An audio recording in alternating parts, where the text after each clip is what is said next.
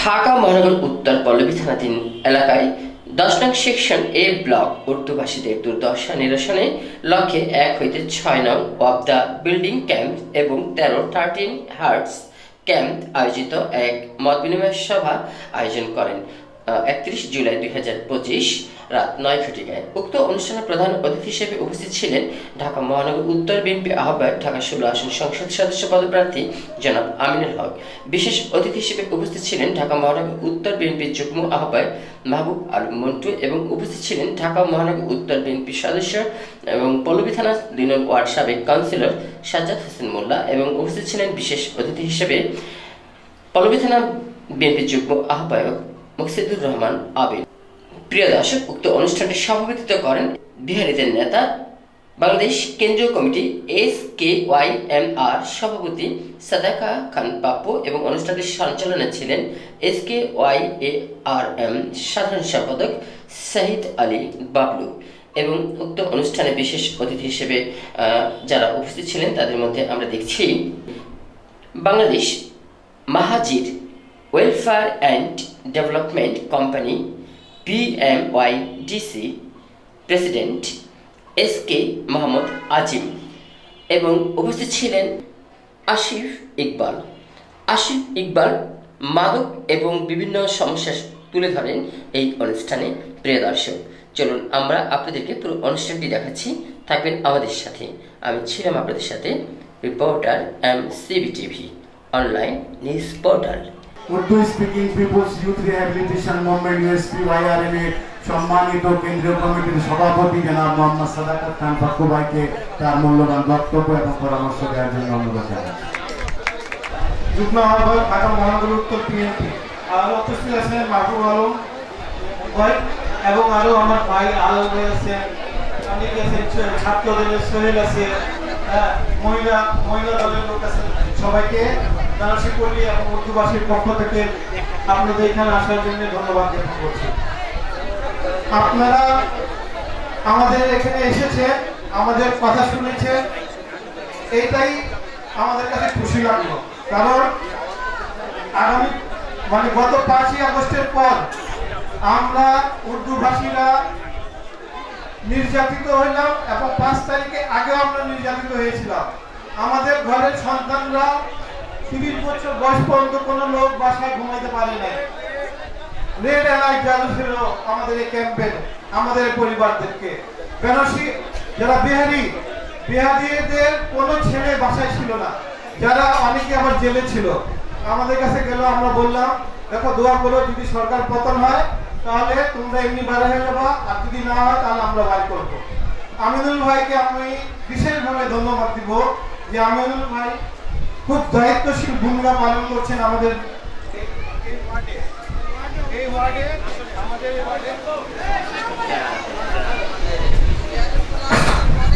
কারণ সবচেয়ে বড় বৈশিষ্ট্য হচ্ছে হ্যালো আমাদের ছেলেরা ওই যে পুরা বাংলাদেশ কিন্তু 5ই আগস্ট স্বাধীন হয়েছে, শুধুমাত্র মিরপুর গোলচক্কর 4ই আগস্ট স্বাধীন হয়েছে। তার অবদান এই আমাদের সন্তানরা। তারপর আমিনুল ভাই জানার পর বিষয়টি হয়তো উনি একটু দ্বিধাদ্বন্দ্বের মধ্যে ছিলেন, যখন বিষয়টি বুঝলেন সুন্দরভাবে, লোকজনের মারফত জানতে পারলেন যে আমরা কারা, তখন উনি ওনার দায়িত্বশীল ভূমিকা পালন করে আমাদের যে মামলা, যে হয়রানি, যে চাঁদামূলক ব্যাপার ছিল, উনি নিজে তদারকি করে এবং বিভিন্ন লোকের মাধ্যমে আমাদের এটা সমাধান করার চেষ্টা করেছে এবং আমরা মোটামুটি এখন সমাধানের দিকে। এলাকাটা পুরো শান্ত। আমি আমার পক্ষ থেকে, আমার বিহারি ভাইদের পক্ষ থেকে বিশেষভাবে আপনাকে ধন্যবাদ জ্ঞাপন করছি। আমিনুল ভাই, আমাদের এখানে যে প্রবলেম, আমাদের লোকজনকে বিহারিদেরকে বলা হয় মাদক ব্যবসায়ী, কিন্তু এই মাদক কারা বিক্রি করে আমাদেরকে দিয়ে? এর গডফাদার কারা? ওদেরকে ধরেন, এরা 200 টাকার জন্য মাদক বিক্রি করে। আমাদের ছেলেরা ঢাকা ইউনিভার্সিটিতে ভর্তি পরীক্ষা প্রথম স্থান দখল করে, ঢাকা ইউনিভার্সিটির মতো জায়গায়। তারপরে কত মূল্যায়ন হয় না নন বেঙ্গলি বইলা। আপনি আমাদের অভিভাবক হিসাবে এই দায়িত্ব নেন, আপনি ওই ছেলেরা যে বায়োডাটা করবে তার মধ্যে আপনি একটু সত্যায়িত করে দিবেন, যাতে আমাদের ছেলেরা আমাদের মেয়েরা ভালোভাবে সম্মানজনক চাকরি পায়। কারণ আমরা চাই না আমরা মাদক ব্যবসায়ী হয়ে থাকতে, কারণ আমাদের দক্ষতা আছে, আমাদের যে জনবল এটা একটা শক্ত জনবল, এদের পক্ষে ইনাদের পক্ষে সবকিছু সম্ভব। আপনি যদি বলেন এরোপ্লেন বানাতে, আমাদের সন্তান এরোপ্লেন বানায় দেখাই দিবে, কিন্তু আমাদেরকে ব্যবহার করাচ্ছেন না সঠিক জায়গায় সঠিকভাবে। আপনি শিক্ষিত মানুষ, খেলোয়াড় মানুষ, মানবিক মানুষ, আপনি জিনিসটা বুঝবেন। আমি আপনাকে বিশেষভাবে অনুরোধ করব আমাদের সন্তানের লেখাপড়ার ব্যাপারে আপনি একটু যাতে ওদের ভর্তির ব্যাপারে এবং বিশেষভাবে নজর দেবেন, যাতে আমাদের এই দুর্নামটা মোচিত হয়ে আমরা এই উর্দুভাষী কৃতি সন্তান হিসেবে দেশে সুনাম অর্জন করতে পারি। এই দায়িত্ব আপনাদের দলের সবাই, আপনার দলের সবাই আমাদের সহযোগিতা করবেন। আমাদের মাঝে এখানে উপস্থিত আছেন আমাদের শান্তু ভাই আছেন, সালাম ভাই আছেন, তারপর সাহেব আলী ভাই আছেন, আমাদের মাসুদ আছে, মাসুদ, সবাইকে ধন্যবাদ। এ বলে আমি শেষ করছি, সময় কম। আবার আমরা ব্যবসায়িক পল্লীতে একটা অনুষ্ঠান করবো ইনশাআল্লাহ। আমাদের কথা আমিনুল ভাইকে ওখানে বলবো। আল্লাহ হাফেজ, সবাই ভালো থাকবেন। আসসালামু আলাইকুম। উপস্থিত বিএনপি ঢাকা মহানগর উত্তরের সম্মানিত আহ্বায়ক জনাব আমিনুল হক ভাই, উপস্থিত বিএনপি বিভিন্ন অঙ্গ সংগঠনের নেতৃবৃন্দ এবং ওয়ার্দা বিল্ডিং এবং 13 হার্টস ক্যাম্পে আমার ভাই মুরব্বিয়ান, মা ও বোনেরা, আসসালামু আলাইকুম।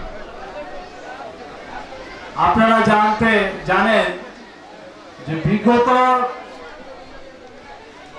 30 বছর পূর্বে এই ক্যাম্পে যদি একটা এরকম পেন্ডাল করা হতো বিয়া অনুষ্ঠানের জন্য, তাহলে এখান থেকে চাঁদা নেওয়া হতো। যদি কোনো লোক নিজের ঘর নির্মাণ করতো তাহলে চাঁদা নেওয়া হতো। যদি কোনো লোক নিজের ঘর বিক্রি করতো তাহলে তাদের কাছে বিক্রি করা হতো। কিন্তু আপনাদের সঙ্গে নিয়ে আমরা এগুলা শেষ করেছি। এটা সত্য না মিথ্যা? এখন যে সমস্যা আমার ভাই আজিম বলেছে, এটা অনেক সাহস করে বলেছে, এটা সত্য যে এই এলাকায় আমাদের পল্লবীর ভিতরে যা কয়টা ক্যাম্প রয়েছে, সমস্ত ক্যাম্প থেকে এই এলাকায় মাদক ব্যবসায় সম্রাটরা বসবাস করে এবং তাদের ভয়ে কোনো লোক কোনো কথা বলতে পারে না। তাদের হাতে এই 1 থেকে 6 নম্বর বিল্ডিং পর্যন্ত এবং 13 হার্টস পর্যন্ত জিম্মি রয়েছে উর্দুভাষী ক্যাম্পবাসীরা, কারণ তাদের পিছনে গডফাদাররা রয়েছে তাদের হেল্প করার জন্য। আমরা যখন তাদেরকে এইখান থেকে প্রতিহত করতে যাই, পল্লবী থানা তাদেরকে অ্যারেস্ট করার পরে তাদের হাতে মাদক পাওয়ার কারণে তাকে জেলে পাঠায়। কিন্তু তার প্রতিশোধ নিতে গিয়ে তারা একের পর এক হত্যা মামলা সহ, নারী নির্যাতন সহ বিভিন্ন মামলা যারা আমাদেরকে তারা আসামি করে। কিন্তু শেষ 5 তারিখের দিন 5ই আগস্ট থানা থেকে অস্ত্র লুট করে এই মাদক ব্যবসায়ীরা আমাদের রুবেল বলে একটি ছেলেকে গুলি করে হত্যা করে এবং ডলারকে তারা গুলি করে ঝাঁঝরা করে দেয়। কিন্তু আল্লাহর রহমতে সে এখন বেঁচে আছে। কিন্তু সে মামলায় অ্যারেস্ট হওয়ার পর আমরা দুঃখিত যে এই মামলার পর অ্যারেস্ট হওয়ার পরও অতি 3 মাসের ভিতরে সেই জামিন পেয়ে আজকে এলাকা আবার সে মাদক ব্যবসা করে যাচ্ছে। এটা খুবই দুঃখের ব্যাপার। কিন্তু যারা নিরীহ লোক, যাদের বিরুদ্ধে জুলাই আগস্টের মামলা দেওয়া হয়েছিল, মিথ্যাভাবে তাদের নাম জুড়িয়ে দেওয়া হয়েছিল, আজকে প্রায় 10 মাস হয়ে গেছে, তারা এখনো জেলে বসবাস করছে।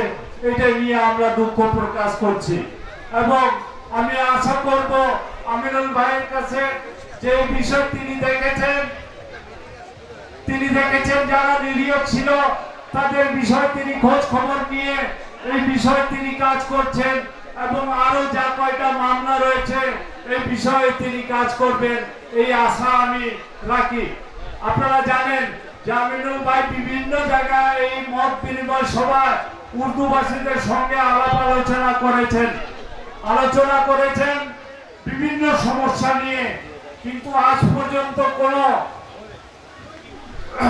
এমপি অথবা মন্ত্রী আমাদের এই ক্যাম্পে এসে পুনর্বাসনের কোনো ঘোষণা দেয়নি। উনি আমাদেরকে এই 10, 11, 12তে যে ক্যাম্প রয়েছে প্রতিটি ক্যাম্পে মেজারমেন্ট নিয়ে এবং লোক সংখ্যা নিয়ে উনি অতি শীঘ্রই কাজ শুরু করবেন সেই দায়িত্ব আমাদেরকে দিয়েছেন এবং এই দায়িত্ব আমরা আপনাদেরকে নিয়ে অতি শীঘ্রই পুনর্বাসনের কাজ আমরা শুরু করব এবং আমি আশা করি যদি আমাদের ভোটে আমরা ওনাকে বিপুলভাবে ভোট দিয়ে যদি নির্বাচিত করি তিনি মন্ত্রী হবেন এবং মন্ত্রী হওয়ার পর উনি স্থায়ী পুনর্বাসনের জন্য সর্বপ্রথমে চেষ্টা করবেন এই আশ্বাস আমাকে দিয়েছেন। এই বলে আমি আমার বক্তব্য শেষ করছি। খোদা হাফেজ। বাংলাদেশ জিন্দাবাদ। আজকে ওয়াক্তা বিল্ডিং ক্যাম্প এবং 13 হার্টস ক্যাম্পের উদ্যোগে আজকের এই মত বিনিময় সভায় আপনাদের সামনে প্রধান অতিথি হিসেবে আপনাদের সামনে বক্তব্য রাখবেন ঢাকা মহানগর উত্তর বিএনপির সংগ্রামী আহ্বায়ক, ঢাকা 16, পল্লবী এবং রূপনগর এই আসন থেকে বিএনপি চেয়ারপারসন দেশনেত্রী বেগম খালেদা জিয়া ও বিএনপির ভারপ্রাপ্ত চেয়ারম্যান জনাব তারেক রহমানের মনোনীত প্রার্থী হিসেবে আগামী জাতীয় সংসদ নির্বাচনে দানের শীষ প্রতীক নিয়ে নির্বাচন করবেন আমাদের প্রিয় অভিভাবক, দানের শীষের কাণ্ডারী, বিএনপির অভিভাবক এবং বিএনপির প্রতিনিধি, পরিচ্ছন্ন রাজনীতিবিদ, বিএনপি জাতীয় নির্বাহী কমিটির ক্রীড়া বিষয়ক সম্পাদক জননেতা জনাব আমিনুল হক। এখন আপনাদের সামনে বক্তব্য রাখবেন।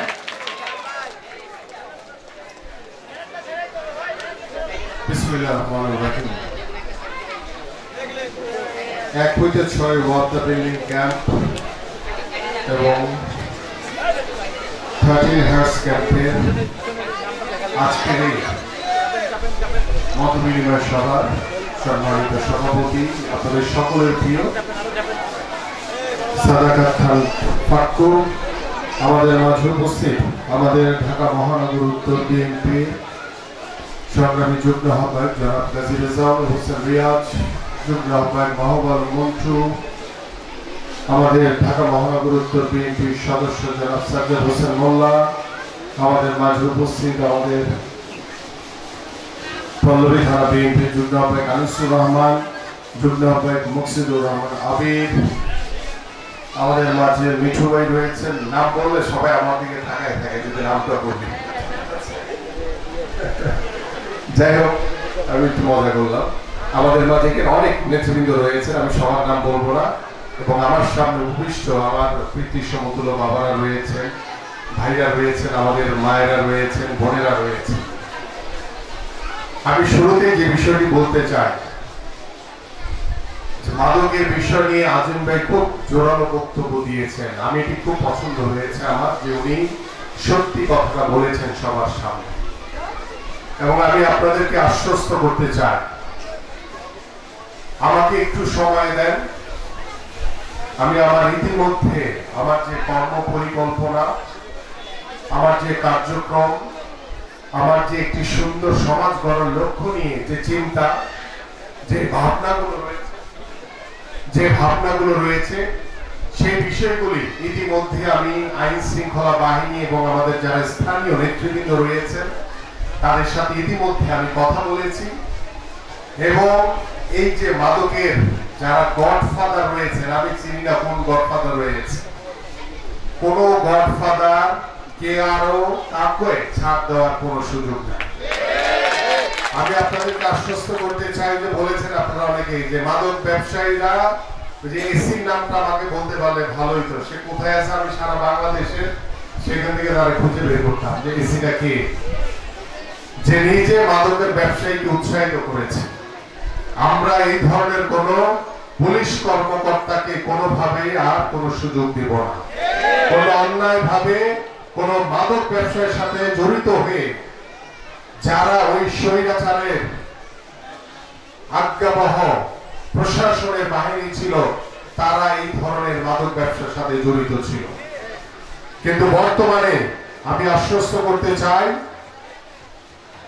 প্রশাসন বলেন, আমাদের বিএনপি বলেন, সাধারণ মানুষ বলেন, আমাদের সর্বোচ্চ চেষ্টা থাকবে কোথাও যাতে কোনো মাদককারীকে বা মাদক ব্যবসায়ীকে, মাদক সেবনকারীকে আমরা যাতে প্রশ্রয় না দেই। এবং অনেকে বলেছেন যে 3 মাস পরে বের হয়ে যায়।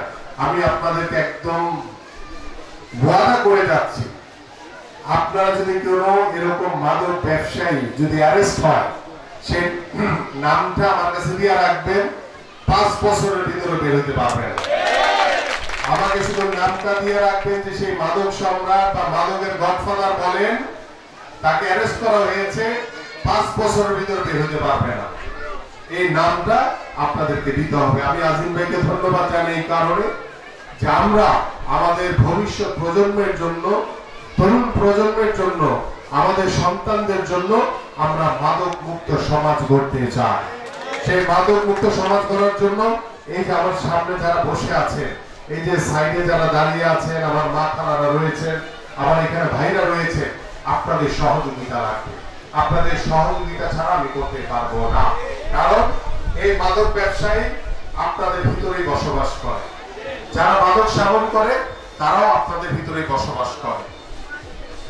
আমরা যদি ওই মাদক কি উপড়ে ফেলতে চাই, তাহলে আমাদের দায়িত্ব হচ্ছে ওই মাদক ব্যবসায়ী কারা। আপনারা যদি সরাসরি বলতে না পারেন, আপনারা গোপনে আমার কাছে নাম দিবেন, আমি আইন শৃঙ্খলা বাহিনীর সাথে কথা বলে আমার পক্ষ থেকে যা ব্যবস্থা নেওয়া লাগে সেই ব্যবস্থা নিব ইনশাআল্লাহ। এবং আগামী নির্বাচন পর্যন্ত চেষ্টা করব এই সময়ের ভিতরেই যতটুকু সম্ভব সমাধান করা যায়। আর নির্বাচনের পরে আমরা আমাদের এই উর্দুভাষী এলাকার সকল সমস্যা সহ আমরা এই এলাকাকে পরিপূর্ণভাবে মাদক মুক্ত করব ইনশাআল্লাহ।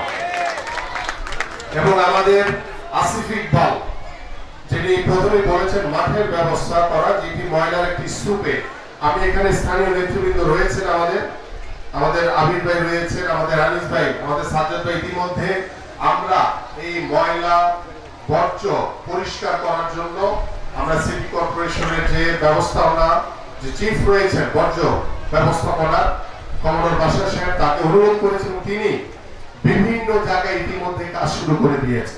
এবং আমি আশা করি যে আপনারা আগামী 2 দিনের ভিতরে একটি অ্যাপ্লিকেশন নিয়ে আমাদের যে মাঠটি রয়েছে, বললেন এখানে মাঠের কথা বলা হয়েছে,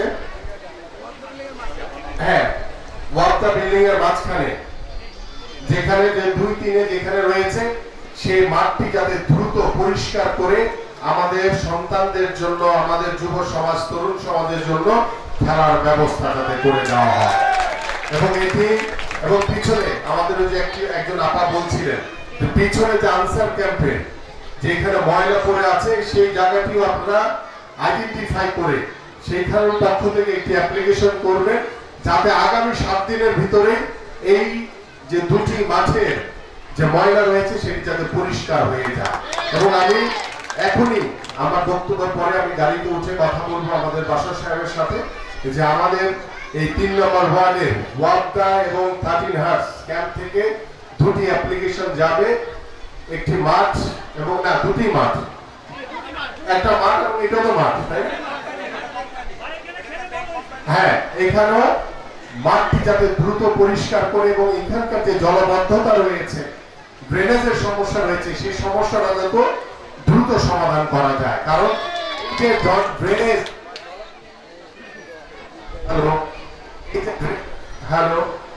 এই যে ড্রেনেজ এবং জলবদ্ধতা, ড্রেনেজ এবং জলাবদ্ধতা রয়েছে, এই সমস্যাটা কিন্তু আমরাই তৈরি করি, কারণ আমরাই কিন্তু ময়লাগুলি বিভিন্ন জায়গায় ফেলি, সেটি আটকে গিয়ে আর পানি চলাচল করতে পারে না, তখন পানি উঠছে বৃষ্টি হলেই আমাদের ঘর বাড়ির ভিতরে ঢুকে যায়। এই জন্য আপনাদের কাছে অনুরোধ করবো যে আমরা নিজেরা যদি সতর্ক হই তাহলে আমাদের সমস্যার সমাধান আমরা নিজেরাই করতে পারি, তাহলে আর কাউকে দরকার হয় না।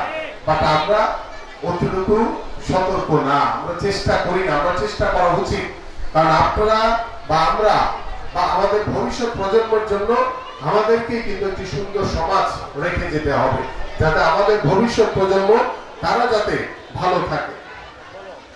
এবং এখানে ময়লা, এটা তো বলা হইল 10-এর এই রাস্তার ওয়ার্তা বিল্ডিং এর পশ্চিম পাশে রাস্তার উপরে দুটি বাড়ি, এইটার কথা বলা হয়েছে। এইটার বিষয়টা আমার কাছে মনে হয় যে এটা আমি হাউজিং এর যেটা চিঠি বা কি রয়েছে এটাকে যদি আমাকে বিস্তারিত বলা হয় কি করণীয় আছে সেটা আমি ব্যবস্থা নিব এবং দ্রুত সময়ের ভিতরে ইনশাআল্লাহ আপনাদের এই সমস্যার সমাধান হবে। এবং আমাদের আসিফ বলেছে যে মাদকের সমস্যা রয়েছে, ইতিমধ্যে আমি এটা বলেছি বিষয়টি নিয়ে। রিহাব সেন্টার ডেফিনেটলি আমরা এই পর্যায়ে হয়তো আমার পক্ষে করা সম্ভব না। আগামী যে ডিসেম্বর কিংবা ফেব্রুয়ারির ভিতরে যে বাংলাদেশের জাতীয় সংসদ নির্বাচন হবে, সেই নির্বাচনে আপনাদের ভোটে যদি আমার দল বাংলাদেশ জাতীয়তাবাদী দল বিএনপি নির্বাচিত হয়